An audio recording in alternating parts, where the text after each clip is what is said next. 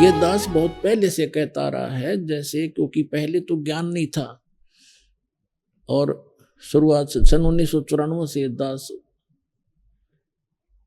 दीक्षा देना प्रारंभ कर रखी है गुरुदेव के आदेशानुसार। और ये सन 2001 के आसपास 2001 को इस दास के को प्रेरणा हुई कि ये जो ज्ञान कबीर भगवान ने हमें दे रखा है सूक्ष्म वेद में, उससे तो दास पूरा परिपूर्ण था, आधारित था, उसी को लेकर आगे चल रहा था, वही गुरुदेव ने हमें बताया था।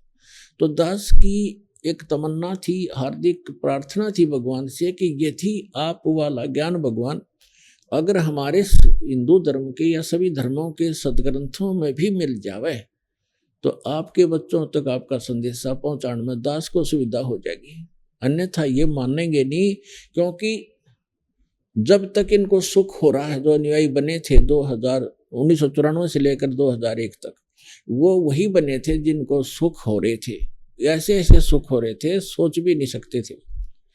और ये जरूरी नहीं होता कि हम जो सोचें भगवान सारी करे, क्योंकि बच्चा तो एक सर्प को भी पकड़ने की चेष्टा करता है, माँ बाप बॉडी गार्ड अंगरक्षक कोई भी गार्डियन है वो थोड़ा पकड़ने देगा, उसको उठा लेगा, उठा कर सुरक्षित ले जाएगा, कहीं ये डस ना ले। तो कुछ ऐसे हमारी डिमांड होती है जो भगवान नहीं देगा करेगा आपको, जो आपको हानि करने वाली होंगी। जैसे मान ले किसी ने कोई बिजनेस शुरू करना है और आपकी पूरी टारगेट बन गया, ये करूँगा, और भगवान आपको सहयोग नहीं दे पा रहा है, तो समझ जाना चाहिए कि इसमें आपको हानि होगी आगे चल के, और आप उसी से विमुख हो जाते हैं। मैंने ये काम किया, मेरा कोई फल उसको सफल नहीं हुआ, वो सफल होने में आगे तुझे ज्यादा हानि हो जानी थी, इसलिए ना होने दिया उसने, तो वो छोड़ जाएगा नाम को। तो कहने का भाव ये था, ऐसे बहुत से चले गए जिनको 6 सुख दिया, और एक जिसने वो चाह रहा था और भगवान नहीं चाह रहा था उसको देना, वो नहीं दिया, तो वो 6 सुख भूल के उस एक दुख को लेकर चला गया। लेकिन 1 वर्ष 2 वर्ष 4 वर्ष जो उसने भक्ति की, दान किया, सेवा की, पाठ करवाया, वो तो संग्रहित हो गए। उसके बाद वो वहां से जाने के बाद वो काम तो चले, चाहे उसका हुआ ना हुआ, पर और ठीक होते रहे। तो उसका दुर्भाग्य था, उसको ये महसूस नहीं हुआ कि तेरा कनेक्शन कट गया, और ये पुण्य जो संग्रह तू कर लिया, ये 1 वर्ष 2 वर्ष 4 वर्ष 10 वर्ष भी चल सकते हैं, लेकिन आगे क्या बनेगा ये ज्ञान नहीं था। अब ये दास देख रहा है जो 10-10 वर्ष 15-15 12-12 वर्ष हो गए नाम त्याग गए, जो 2-2 वर्ष 3-3 वर्ष 4-4 वर्ष साधना करके छोड़ गए, अब आ रहे हैं लुटपिट के दोबारा रोते हुए कि वही दुख फिर शुरू हो गए। और मैं प्रतिदिन कहा करता सत्संग में कि ऐसे दुख आवेंगे ये जो चले गए यहाँ से, अब रोते हुए आ रहे हैं, उनको वही दुख फिर प्रारंभ हो गए। तो पुण्यात्माओं, ये ज्ञान का होना प्रथम है। जैसे श्रीमद् भगवत गीता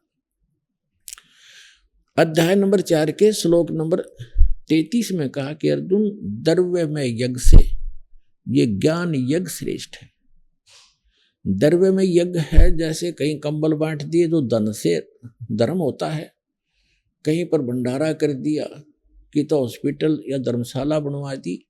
कहते हैं इसकी अपेक्षा पहले तू ज्ञान समझ, ज्ञान यज्ञ श्रेष्ठ है। ज्ञान यज्ञ माने जैसे गीता अध्याय नंबर 4 के श्लोक नंबर 32 में कहा है कि अर्जुन, जो साधनाएं मैंने अभी आपको अध्याय नंबर 4 के श्लोक 25 से लेकर और 30 तक बताई हैं, ये सभी अपने अपने हिसाब से सभी साधनाएं करते हैं, और अपनी अपनी साधनाओं को ये सभी पापनाशक जानते हैं। लेकिन सच्चिदानंद घन ब्रह्म ने अपने मुख से बोली वाणी वो तत्व ज्ञान है, उसको सूक्ष्म वेद कहते हैं हम संत भाषा में। वो सूक्ष्म वेद है, वो तत्व ज्ञान है, और उसके अंदर विस्तार से सब ज्ञान कहा गया है। विस्तार से धार्मिक अनुष्ठानों यज्ञों की जानकारी उसमें बहुत विस्तार के साथ है। वो सच्चिदानंद घन ब्रह्मणे मुखे, यह अनुवाद गलत कर रखा है गीता अनुवादकों ने, यहाँ लिख दिया वेद की वाणी में। वेद की वाणी तो गीता है ही सारी, वो तो गीता ज्ञानदाता कहता, वो ज्ञान तो इससे अन्य है, और वो भगवान बोलता खुद आकर के अपने मुख कमल से कहता, वो है तत्व ज्ञान।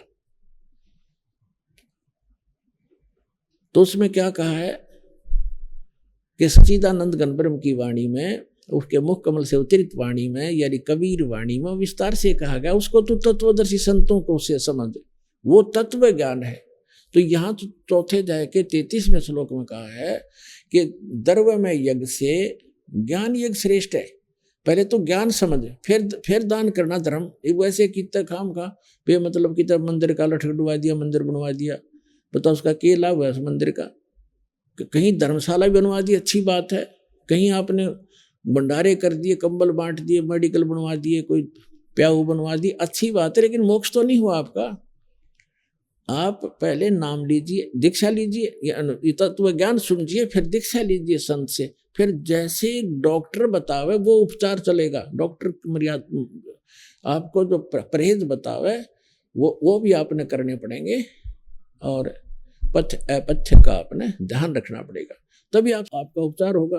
तो इसी प्रकार आपने सबसे पहले ज्ञान समझना चाहिए, और ज्ञान समझ के उसके बाद फिर अपना सत्य भक्ति जैसे गुरु जी बतावें वैसे करने से ही आपको लाभ होगा।